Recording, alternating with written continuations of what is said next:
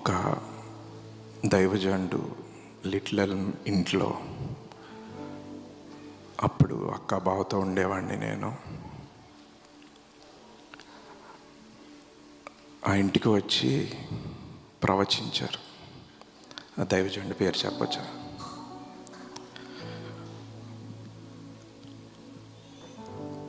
మీకు God is giving you another child like a feather in your hat. ఆ మాటలు నాకు బాగా గుర్తున్నాయి, ఎందుకంటే నేను కూడా అక్కడే ఉన్నాను. జైనా పుట్టింది ఒక దేవుని చిత్తం అని, అది ఒక కన్ఫర్మేషన్, ఒక ప్రవచనం ద్వారా ఆ బిడ్డ మా కుటుంబంలోకి వచ్చింది. నేను పర్సనల్గా చూసింది ఏంటంటే, ఆ బిడ్డని అక్క బావకి ఒక అసైన్మెంట్ లాగా ఇచ్చారు, ఒక పర్పస్ తోటి. ఎందుకంటే వారికి ఇచ్చిన సేవ చాలా పెద్దది. అంత పెద్ద సేవని వీళ్ళు హ్యాండిల్ చేయాలంటే ఇంట్లో ఆ బిడ్డని హ్యాండిల్ చేయడం నేర్పించాడేమో ముందు అని నేను అనుకున్నాను. అండ్ ఆ అసైన్మెంట్ని వాళ్ళు ఎంతో శ్రద్ధతో, విశ్వాసంతో, నిద్ర లేకపోయినా, ఎందుకంటే వాళ్ళు చిన్న షాప్కి వెళ్ళాలన్నా వాళ్ళ జీవితం జైనా చుట్టూ నడిచేది. షైనీ, జనీషా వాళ్ళు చిన్న వయసులో వాళ్ళ చెల్లితోటి, వాళ్ళ అక్కతోటి ఆడుకునే వయసులో వాళ్ళ చెల్లిని చూసుకునే పరిస్థితి, దగ్గరుండే పరిస్థితి. ఎంతో విలువైన వారి చిన్ననాటి ప్రాయం అంతా కూడా ఎంతో ప్రేమతో జైనా తల్లికి వారు వెచ్చించారు. ఎప్పుడు విసుక్కోలేదు. ఎప్పుడు ఏంటి చెల్లి కోసం మన హాలిడేస్ క్యాన్సిల్ చేస్తారో, చెల్లి కోసం మమ్మల్ని బయటికి తిప్పరో, ఎప్పుడు వాళ్ళు విసుక్కోకుండా ప్రేమగా, షైన్ తల్లి అయితే స్నానం చేయించేది, డైపర్స్ మార్చేది, పాటలు పాడేది. నేను అనుకునేవాడిని, దేవా నాకు కూడా ఆ చిన్నపిల్లకున్నంత ఓర్పు సహనం లేదేమో, ఎందుకు వీరికింత నేర్పిస్తున్నావు అని చాలా బాధపడేవాడిని.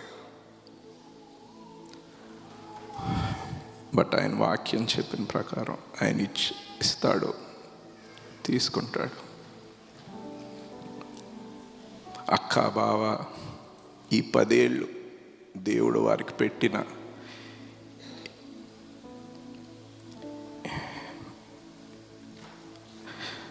ఆయన చిత్తాన్ని ఎంతో శ్రద్ధతో, ఎంతో ప్రేమతో,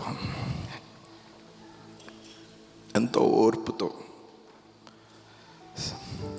సంఘాన్ని, ఆ బిడ్డని బ్యాలెన్స్ చేసుకుంటూ వారి జీవితాన్ని 10 ఏళ్ళు, నాకు తెలుసు వాళ్ళకి ఎంత నరకం అనుభవించారో, ఎంతసార్లు ఏడుస్తారు. బహుశా చర్చిలో చాలా కొద్దిగా సార్లే చెప్పుంటారు వాళ్ళు వెళ్ళింది, వాళ్ళు ఫేస్ అయిన సిచ్యువేషన్స్ అన్నీ.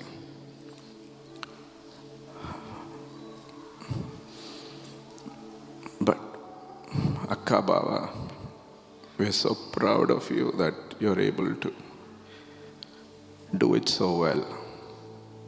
దగ్గరుండి చూశాను కాబట్టి నాకు తెలుసు.